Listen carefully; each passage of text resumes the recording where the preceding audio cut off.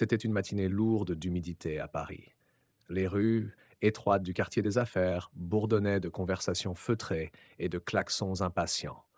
À l'intérieur d'une grande banque de la place Vendôme, la climatisation ronronnait doucement, contrastant avec l'agitation extérieure.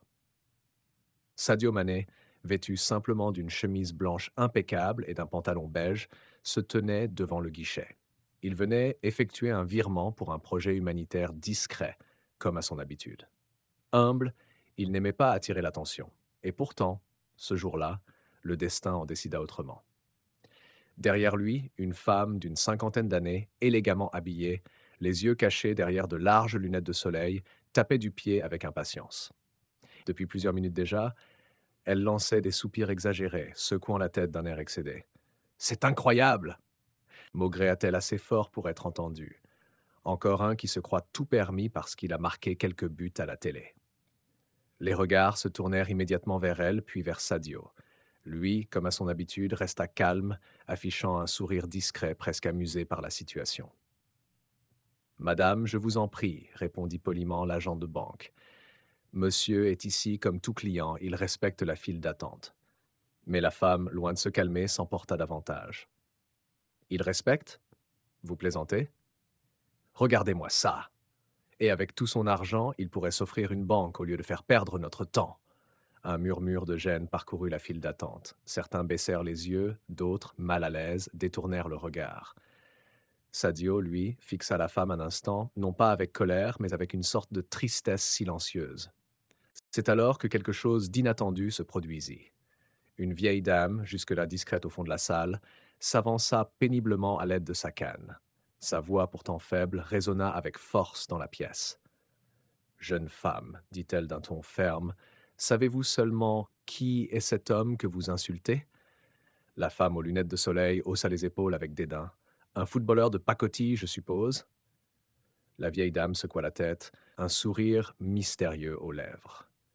Cet homme a construit des hôpitaux, des écoles, et il nourrit des centaines d'enfants chaque jour dans son pays. Et vous? Que faites-vous, sinon répandre votre amertume dans une file d'attente? Un silence de plomb tomba sur la banque. L'atmosphère était devenue électrique, presque palpable. Sadio baissa les yeux, visiblement touché par les paroles de la vieille dame, mais toujours humble. Avant que quiconque ne puisse réagir, une alarme stridente retentit soudain dans la banque. Les portes blindées se refermèrent automatiquement, piégeant tout le monde à l'intérieur. Que se passe-t-il? S'écria un homme au fond de la salle. Les employés, eux-mêmes pris de court, pianotaient frénétiquement sur leur clavier, cherchant l'origine de l'incident. La femme qui avait insulté Sadio pâlit instantanément.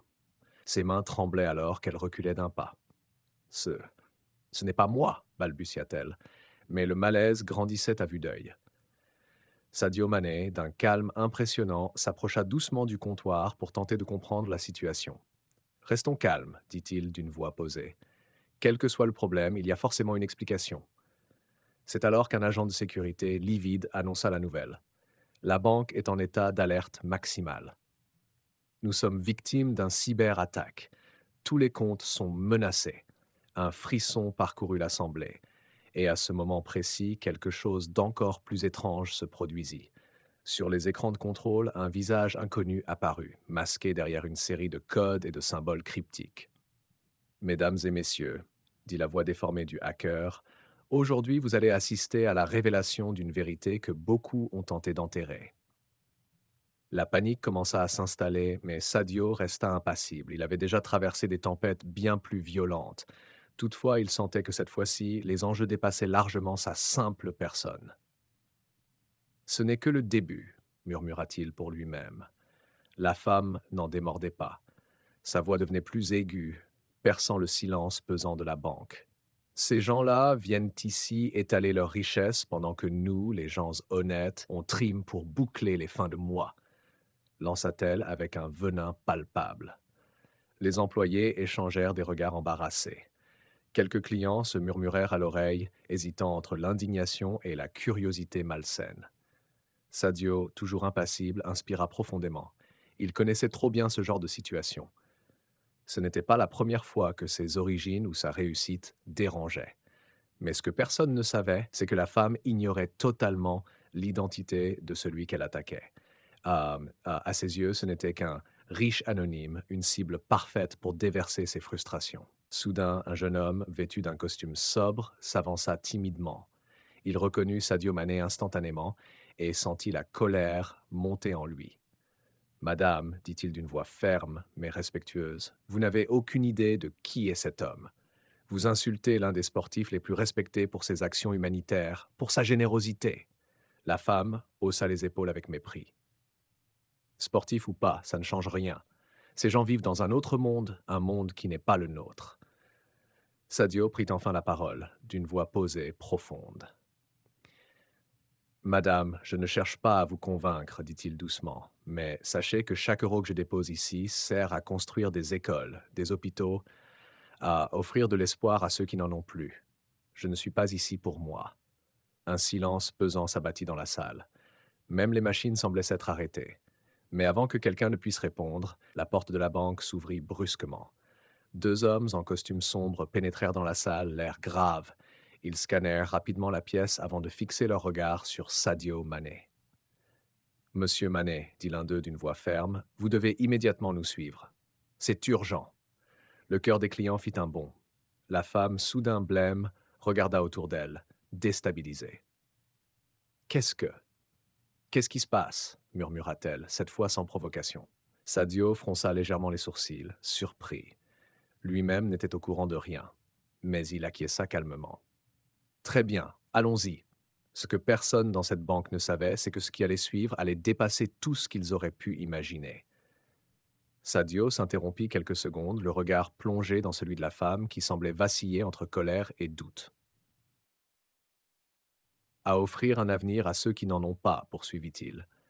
Là d'où je viens, beaucoup d'enfants n'ont jamais vu de cahier, jamais eu de soins médicaux. Voilà pourquoi je suis ici aujourd'hui. » Un silence de plomb tomba dans la salle.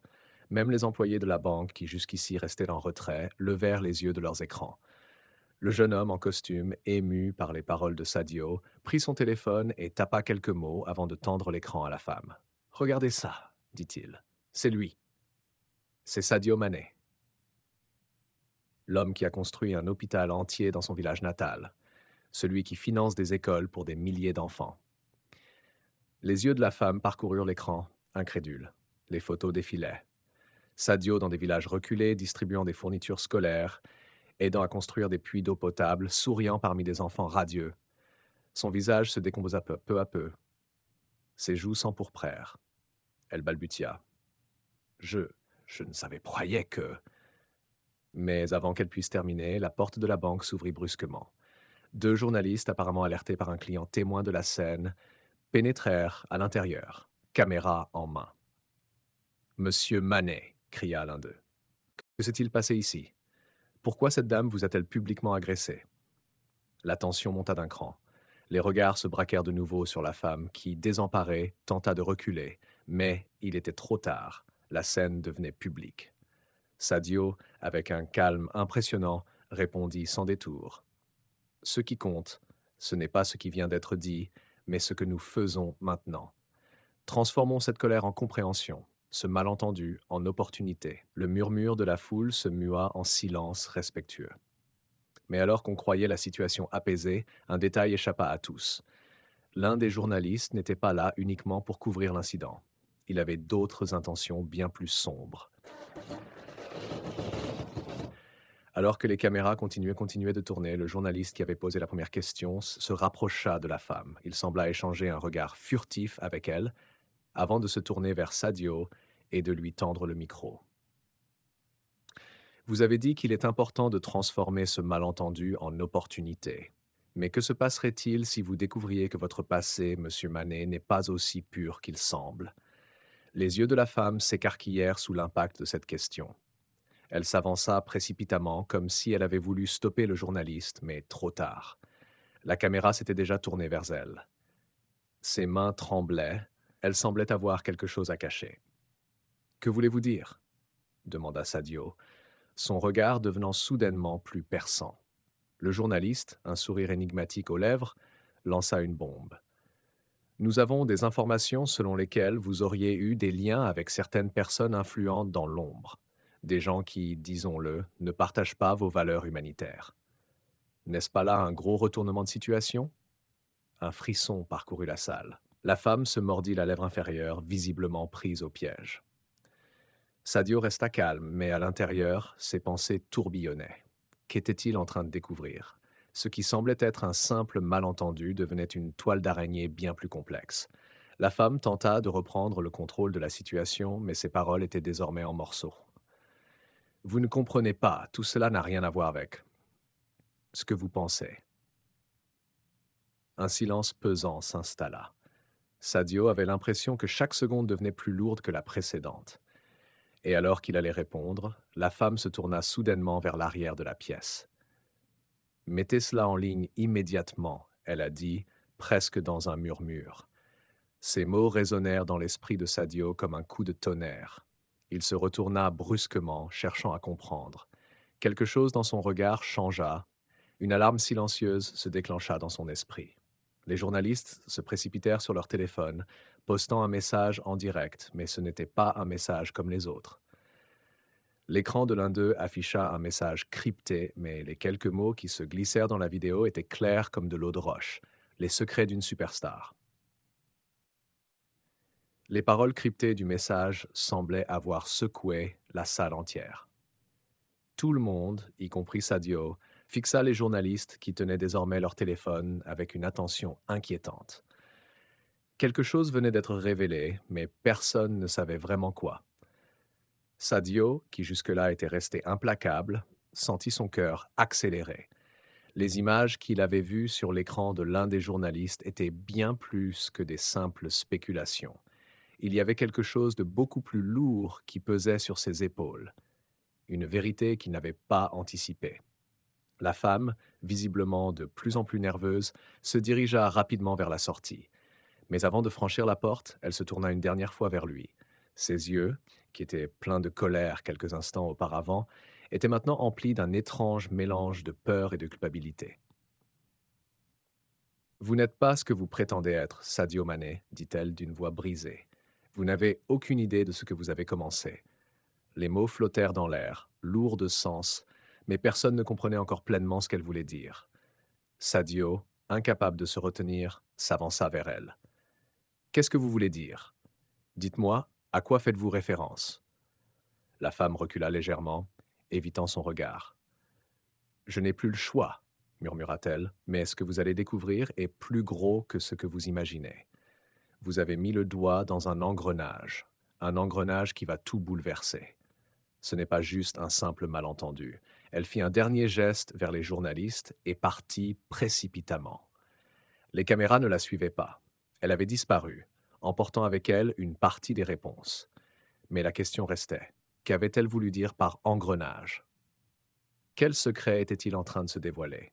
Et, plus important encore, comment Sadio pourrait-il retrouver la vérité maintenant que l'obscurité semblait l'entourer à chaque instant?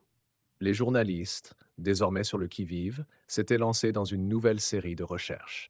Il n'était plus question de découvrir qui avait insulté qui, mais bien de percer un mystère bien plus grand. Un mystère qui, peut-être, allait plonger Sadio dans des eaux beaucoup plus profondes qu'il n'en avait jamais imaginées. Les minutes passaient, mais rien ne se passait comme prévu. Sadio, maintenant plus déterminé que jamais, décida qu'il est temps de prendre les choses en main. Mais, à sa grande surprise, un message anonyme arriva sur son téléphone. Le message ne contenait que 3 mots. Je sais tout. Un frisson glacé parcourut son dos. Sadio déverrouilla son téléphone avec hâte, son cœur battant fort dans sa poitrine. Il observa les 3 mots, chaque syllabe pesant lourd dans l'air. Je sais tout. Ces mots étaient à la fois un avertissement et une menace. Qui était derrière ce message? Et surtout, que savait cette personne? Il se leva brusquement, balayant la pièce du regard. Les caméras s'étaient éteintes depuis quelques minutes, mais l'atmosphère était restée tendue, presque palpable. Les journalistes, qui avaient d'abord posé des questions innocentes, semblaient maintenant se recroqueviller dans un coin, comme s'ils pressentaient que quelque chose de bien plus grand se tramait. Sadio ne pouvait plus attendre. Il appela immédiatement son agent, euh, mais la ligne resta muette. Il essaya de contacter ses avocats, mais personne ne répondit. L'isolement le frappa violemment. Il se sentit subitement vulnérable, comme si la terre sous ses pieds s'effritait lentement. Qui peut savoir ce que je ne sais même pas? Murmura-t-il pour lui-même, son esprit en proie à la confusion. Le message ne venait pas d'un inconnu. Ce n'était pas la première fois qu'il recevait des menaces. Mais quelque chose dans la manière dont ces mots étaient écrits, avec cette froideur et cette certitude, le perturbait profondément. Il avait affaire à quelqu'un qui ne voulait pas simplement le déstabiliser, mais le détruire. Il fit une dernière tentative pour appeler son équipe, puis se dirigea vers la porte de la pièce.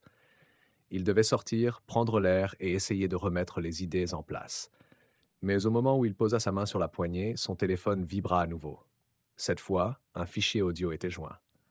Sadio hésita une fraction de seconde. Puis, sans trop savoir pourquoi, il appuya sur « Play ». Une voix, grave et lointaine, résonna dans ses oreilles. « Si tu veux savoir ce qu'il s'est réellement passé, Sadio, viens me retrouver. Mais sois prêt, tout ne sera plus jamais comme avant. » Le fichier se coupa brusquement. Pas de signature, pas d'indice sur l'origine de cet appel, mais une peur grandissante envahit Sadio. Les mots de la femme, maintenant, résonnaient dans son esprit. « Vous avez mis le doigt dans un engrenage. » Il ne pouvait plus reculer. Le mystère était devenu trop grand, trop complexe pour l'ignorer. Sadio devait suivre cette piste, même si cela signifiait risquer sa propre sécurité. Mais alors qu'il s'apprêtait à quitter la pièce, un bruit étrange se fit entendre derrière lui. Il se retourna, les poils de sa nuque se hérissant. Mais il n'y avait personne. Pourtant, il n'arrivait pas à se débarrasser de la sensation qu'il n'était pas seul. Il sortit précipitamment de l'hôtel et monta dans sa voiture, sans un mot à son chauffeur. La nuit était tombée, et la ville semblait enveloppée dans une brume épaisse. Sadio sentit que cette nuit-là, tout pouvait changer. Le message était clair. Il devait aller à un endroit précis, un endroit que quelqu'un, quelque part, avait prévu pour lui. Il n'avait aucune idée de ce qui l'attendait, mais il savait que ce serait la dernière fois qu'il vivrait sa vie comme avant.